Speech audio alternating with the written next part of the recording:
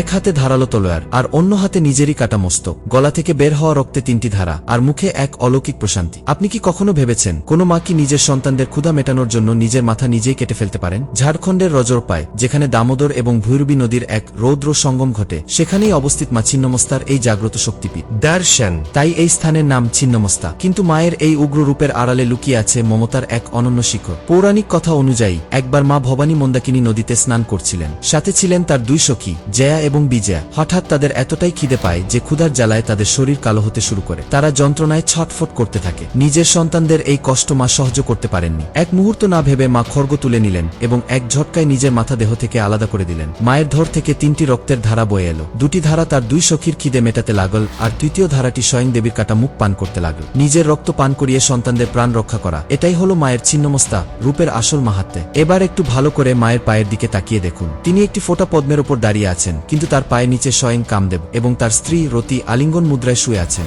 এটি কোনো সাধারণ দৃশ্য নয়, এটি এই রহস্যের প্রতীক যে মা কাম, বাসনা এবং মৃত্যু এই 3টিকে জয় করেছেন। তিনি আমাদের শেখান যে আধ্যাত্মিক উচ্চতায় পৌঁছাতে হলে আগে নিজের ইচ্ছা আর অহংকারকে বলি দিতে হয়। তন্ত্রশাস্ত্রে তাকে প্রচণ্ড চণ্ডিকা বলা হয়, যিনি শত্রু বিনাশ করেন এবং ভক্তদের মোক্ষ প্রদান করেন। ত্যাগের এই মূর্ত প্রতীক দেবীর চরণে মাথা নত করুন। আপনার শ্রদ্ধা প্রকাশ করতে কমেন্টে অবশ্যই লিখুন, জয় মা ছিন্নমস্তা।